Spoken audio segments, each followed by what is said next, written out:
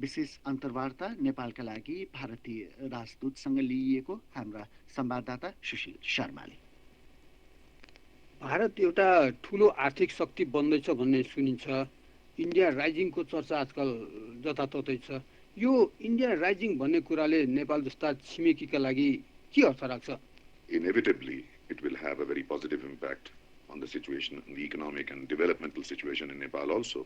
यसबाट नेपालको आर्थिक विकासमा निश्चय नै सकारात्मक असर पर्नेछ। अहिले नै नेपालको 2/3 निर्यात भारतमा हुन्छ, 2/3 आयात पनि भारतबाटै हुन्छ। नेपाल आउने पर्यटकहरूमध्ये 40% भारतबाटै आउँछन्। प्रश्न छ, भारतको आर्थिक वृद्धिले नेपाललाई प्रशस्त फाइदा पुग्नेछ। के राजनीतिक रूपमा पनि त्यस्तै फाइदा होला? Politically, the relationship between Nepal is already excellent. हाम्रो राजनीतिक सम्बन्ध यसै पनि गजबको छ। यदि आर्थिक सम्बन्ध राम्रो भयो भने राजनीतिक सम्बन्ध पनि झन् राम्रो हुन्छ भन्ने तर्क मान्य हो भने द्विपक्षीय सम्बन्ध अरू सकारात्मक र गाढा हुनेछ। आर्थिक सम्बन्धको कुरा गर्दा नेपाललाई के कसरी फाइदा हुन्छ किटेर भन्न सक्नुहुन्छ? One of Nepal's greatest national resources is its wealth of water. नेपालको एउटा मुख्य प्राकृतिक सम्पत्ति भनेको उसको पानी हो।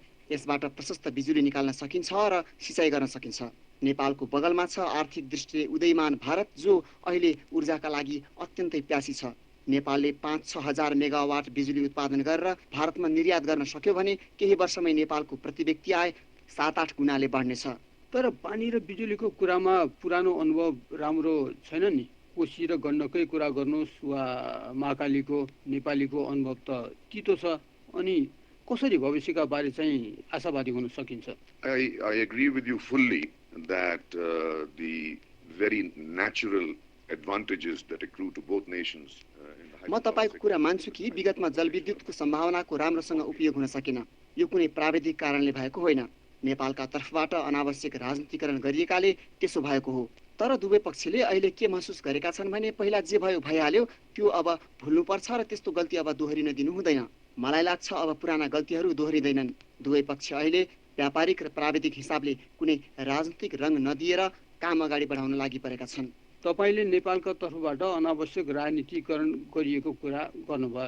तर महाकाली सन्धिको कुरा गर्दा नेपालका धेरै मान्छे के ठान्छन् भने भारतकै अर्घेल्याइले गर्दा सन्धि भएको 10 वर्षपछि पनि त्यो कार्यान्वयन हुन नसकेको हो। कुरा त त्यही हो नि, होइन र?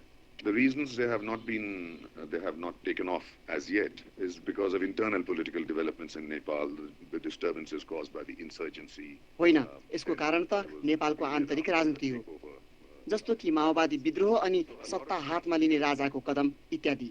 राइजिङ इन्डिया र यसबाट छिमेकीहरूले फाइदा लिन सक्ने बताइए पनि नेपालसँग जोडिएका दुई ठुला भारतीय राज्यहरू जस्तो बिहार र उत्तर प्रदेश त भारतमै पनि सबभन्दा गरिब र पिछडिएका छन्। त यस्तो भौगोलिक यथार्थ हुँदाहुँदै नेपालले कसरी भारतको यो विकासबाट फाइदा लिन सक्छ? Well, it's not as though Nepal deals only with Bihar and UP. नेपालको आर्थिक अन्तर्क्रिया भारतको पुरै अर्थतन्त्रसँग हुन्छ, बिहार र उत्तर प्रदेशसँग मात्र होइन। कुराकै लागि उत्तर प्रदेश र बिहारको कुरा गर्ने हो भने पनि ती राज्यहरूमा समेत ठुलठुला परिवर्तनहरू भइरहेका छन्। खास गरी सडक निर्माण जस्ता विकास संरचनाहरूको सुधारमा त्यहाँ ठुला ठुला कामहरू भइरहेका छन्। केही वर्षमै सायद नेपालका जनताले छिमेकी भारतका ती पिछडिएका राज्यहरूलाई बाधाको रूपमा देख्ने छैनन्। एउटा शक्तिका रूपमा भारतबाट नेपाल जस्ता छिमेकीलाई हुन सक्ने फाइदाको कुरा गर्नुभयो, त्यो त ठिकै छ। तर भारतसँग प्रशस्त आशंका र डर पनि त छ नि। This business of big brother apprehensions in Nepal is a very exaggerated one. Of course, they are baseless, but they are not even shared by the vast majority of the Nepali people. नेपालमा ठुल्दाइका बारे डर भनेर जुन भन्ने गरिएको छ त्यो बढाइ चढाइ गरिएको कुरा हो। यो आशंका निराधार त छँदैछ। बहुसंख्यक नेपालीले त्यो कुरा पत्याउँदैनन् पनि। मैले नेपालका 60 भन्दा बढी जिल्लाहरू घुमेको छु, मैले त्यो डर कहीँ पनि देखिन। जिल्ला जिल्ला घुम्ने तपाईको यो कार्यक्रमकै बारे पनि विवाद छ?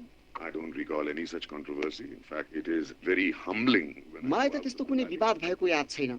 बरु उपत्यका बाहिर ग्रामीण भेगका जिल्लाहरू पुग्दा मैले एकदम राम्रो अनुभव बटुलेको छु। एउटा विदेशी राजदूतले देशका कुना काप्चामा पुगेर विभिन्न आयोजनाका नाममा त्यसरी पैसा बाँड्न मिल्छ?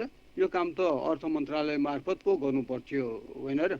In my 2.25 years here, I haven't heard or seen or read anything remotely like that. In fact, the projects that we do are, म यहाँ बसेको 2.5 वर्ष as भयो, I said, that तर are त्यस्तो pretty कुरा much मैले targeted कतै पनि to सुनेको छैन, Nepal. देखेको छैन र पढेको पनि छैन। बरु हामीले सहयोग गरेका आयोजनाहरूमा त्यहीकै समुदायबाट सहयोगको अनुरोध गरिएको छ।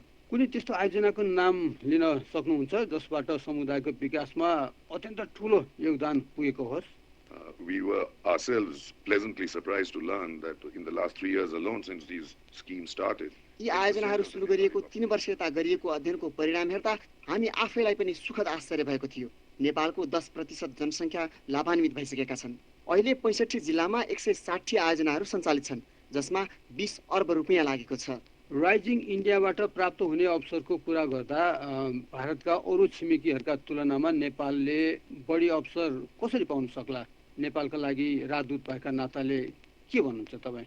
I don't see it as a competition between Nepal and the other यो कुरालाई नेपाल र भारतका अरू छिमेकीहरू बीच प्रतिस्पर्धाको रूपमा म हेर्दिन। भारत अगाडि बढ्दै गर्दा नेपाल आफैले प्रशस्त फाइदा लिन सक्छ र लिनेछ पनि। एउटा कुरा के भने नि, भारत जहिले पनि भन्ने गर्छ कि आफ्ना छर छिमेकमा शान्ति होस्, स्थिरता होस्, प्रगति होस् भनेर। आगामी वर्षहरूमा एउटा प्रमुख शक्तिका रूपमा स्थापित हुने क्रममा पनि भारतले त्यसै भन्ला। तर वास्तविकता के छ भने गएको 50 वर्षमा भारतको छर छिमेक कहिले पनि शान्त, स्थिर र उन्नत भएन। किन होला?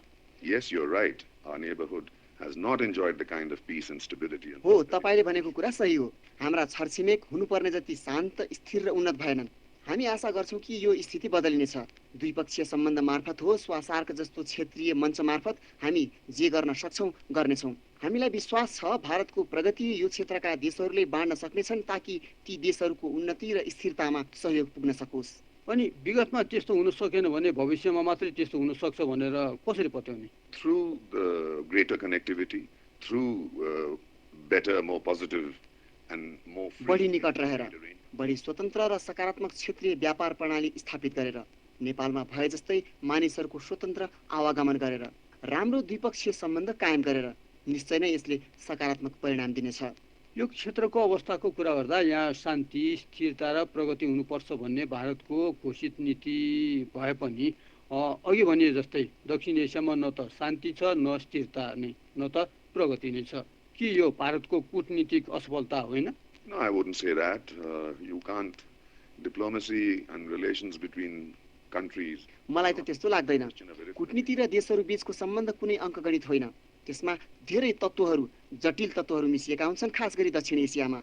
सम्पत्तिको असमान वितरण र गरिबी नै यो क्षेत्रमा अस्थिरताका मूल कारणहरू हुन्। शक्ति राष्ट्र बन्ने क्रममा अर्को 20-30 वर्षमा भारतका सुरक्षा चासोहरू कस्ता हुनेछन्? विगतमा त ऊ जहिले पनि सुरक्षा चासोका कुराहरू उठाइरहन्थे। With Nepal, we don't have any major security concerns, particularly now as it moves towards नेपालसँग हाम्रो कुनै ठूलो सुरक्षा चासोको कुरा छैन। new Nepal. खास गरी नेपाल प्रजातान्त्रिक नेपालतर्फ अगाडि बढिरहेको अहिलेको यो बेला त त्यस्तो चासो अत्यन्त न्यूनतम हुनेछ। आफ्नो सुरक्षा चासोलाई ध्यानमा राखेर खुला सिमाना बन्द गर्ने वा 1950 सन्धि नै खारेज गर्ने सोचाइ त छैन? Open border is a great advantage to Nepal and to both countries, as a matter of fact, as far as the खुल्ला सिमानाबाट नेपाल र भारत दुवैलाई ठूलो फाइदा भएको छ। जहाँसम्म 1950 को सन्धिको कुरा छ, यसले दुवै देशलाई राम्रो गरेको छ। तर सन्धिको पुनरावलोकन गर्न होस् वा नवीकरण गर्न वा त्यसलाई पुरै खारेज गर्ने कुरामा समेत छलफल गर्न भारत एकदम खुल्ला छ।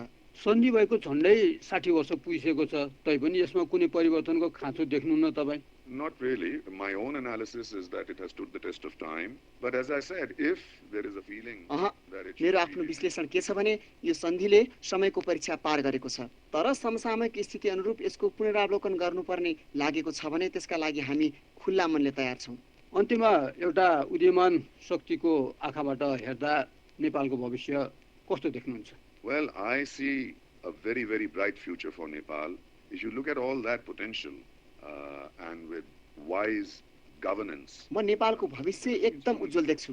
नेपालमा रहेका प्रचुर सम्भावनाहरू हेर्दा आफ्ना मानवीय स्रोतको विकास गर्ने क्रममा बुद्धिमत्तापूर्ण शासन भयो भने नेपाल आउँदो 10 वर्षमा दक्षिण एसियाकै सबभन्दा धनी देश बन्न नसक्ने म कुनै कारण देख्दिन। I see no reason why Nepal, within say about 10 years' time, cannot become the richest country in South Asia. Bharat सप्ताह